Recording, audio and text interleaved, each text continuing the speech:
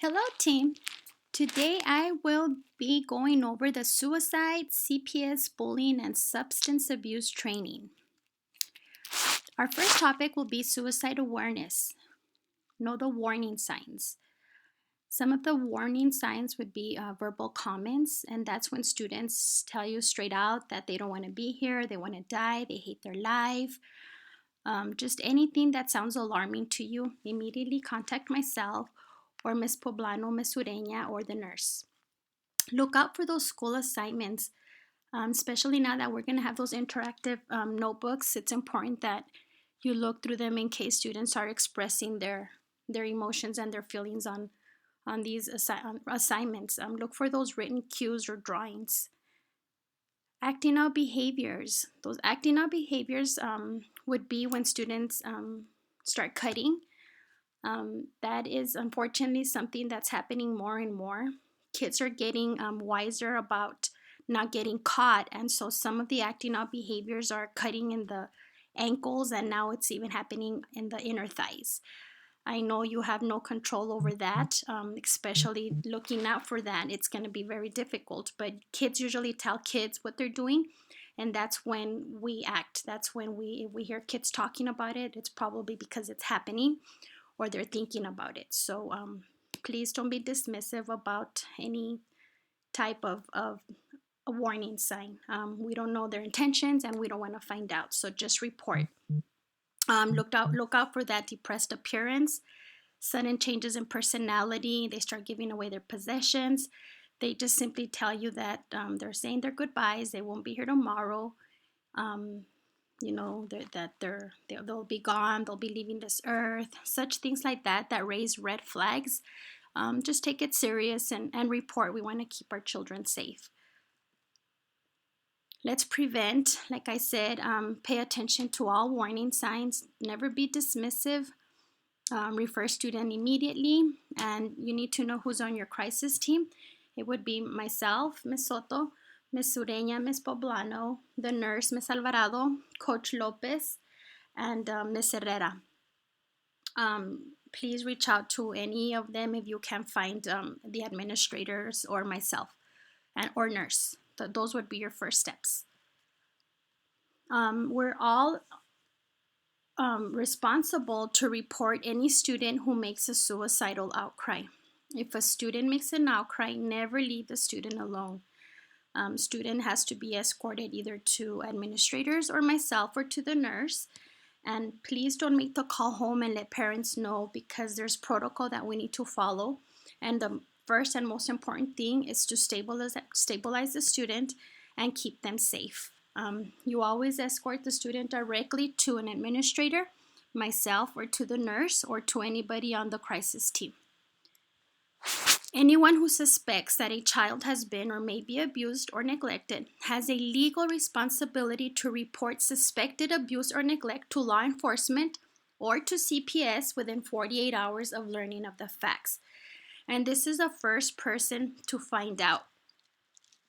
By failing to report a suspicion of child abuse or neglect, you may be placing a child at risk for continued abuse or neglect. You are violating the law and may be subject to legal penalties, including criminal sanction. You are violating board policy and may be subject to disciplinary action, including possible termination of your employment.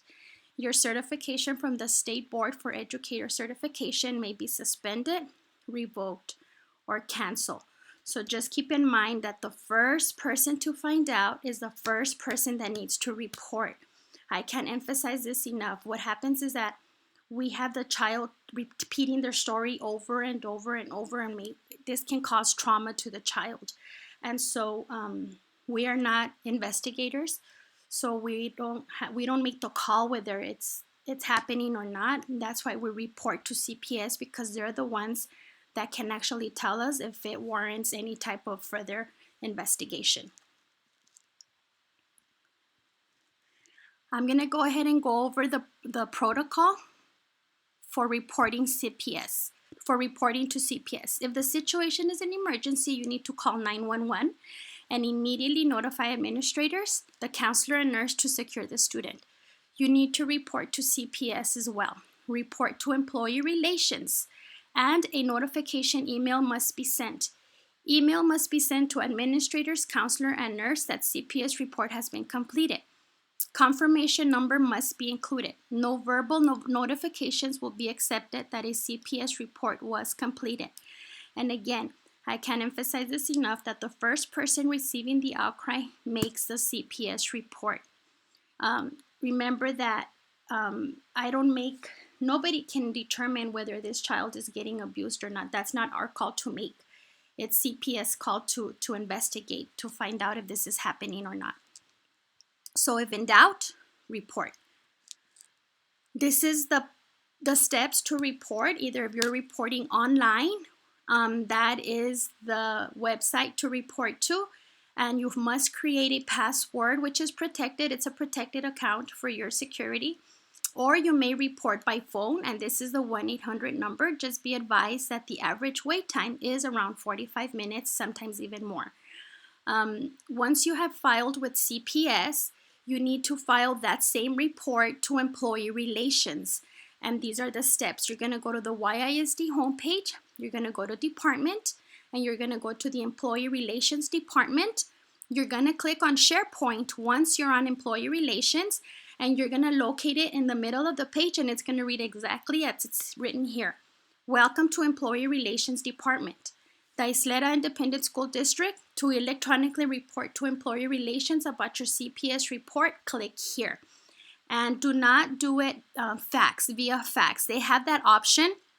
They've had that option, but you cannot report anything via fax. Do it electronically via email. Once you're done with that, you need to email your administrator and myself. Do not give full details or case information via email. Only student initials, date, and time of reporting is needed. That's all you need to report to myself and Ms. Poblano. Unless you want to share more, you're welcome to come in and tell us more details about it, but don't do it via email. And if you have any questions, please feel free to reach out to me. Next, I'm going to go over bullying. Before, we used to tell kids that bullying was a repetitive behavior, and now bullying is described as a single significant act or a pattern of acts by one or more students directed at another student that exploits an imbalance of power and involves engaging in written or verbal expression through electronic means or physical conduct. These are some bullying examples. Bullying of a student could occur by physical contact or through electronic means and may include hazing, threats, taunting, teasing, confinement, assault, demands for money, destruction of property, theft of valued possessions, name-calling, rumor spreading, or ostracism.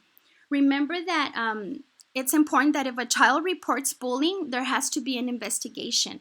You need to let Ms. Ureña know that that's been reported, because there has to be a full investigation according to the new law, David's Law. Cyberbullying is that it's done through the use of an electronic communication device, including through the use of a cellular or other type of telephone, a computer, a camera, electronic mail, instant messaging, text messaging, a social media application, an internet website, or any internet-based communication tool. Even though it doesn't happen during school hours, if it is reported at school, we have a legal obligation to investigate. So please do not dismiss any reports of any type of bullying. Remember that when we do have a report on bullying, it needs to be reported in a timely fashion. Reports of bullying shall be made as soon as possible after the alleged act or knowledge of the alleged act. A failure to immediately report may impair the district's ability to investigate and address the prohibited conduct. Employee report. Any district employee who suspects or receives notice that a student or group of students has or may have experienced bullying shall immediately notify the principal. You need to let them know. Don't assume that the monitors are going to do it. Don't assume that anybody's going to do it. If you're aware of it, you need to report. Substance abuse warning signs. Look out for eyes that are bloodshot, or pupils that are smaller or larger than normal, changes in sleep patterns or sudden weight loss or weight gain, deterioration in personal grooming or physical appearance, injuries, accidents, and person won't or call or can't tell you how they got hurt. So look out for those bruisings and stuff like that. For us, it's usually a CPS call, but sometimes it can be other things. Unusual smells or breath, body or on clothing. Incoherent or slurred speech, impaired or unstable coordination. So look out for these signs. A lot of times, the cases that we've had on substance abuse aren't necessarily that the kids are taking drugs. Sometimes they just take medication that is not appropriate for them. And so it's important that we just be vigilant of their behaviors and look out for any type of warning signs that we may see. An intervention, of course, would be to notify campus principal. Ensure that school nurse has also been notified. What we do as counselors is we listen non-judgmentally, encourage self-help and other support strategies, connect them with appropriate resources and professional help if needed. I personally have not had any students that have been exposed to any type of substance abuse, but usually the first call would be to call home so that we can encourage parents to get the student some help. And this concludes our presentation. If you have any questions in regards to this training, please do not hesitate to call me. If you need to file any type of report, I'll be more than happy to assist you. Thank you so much for your time. Make it a great day. Or not, the choice is always yours.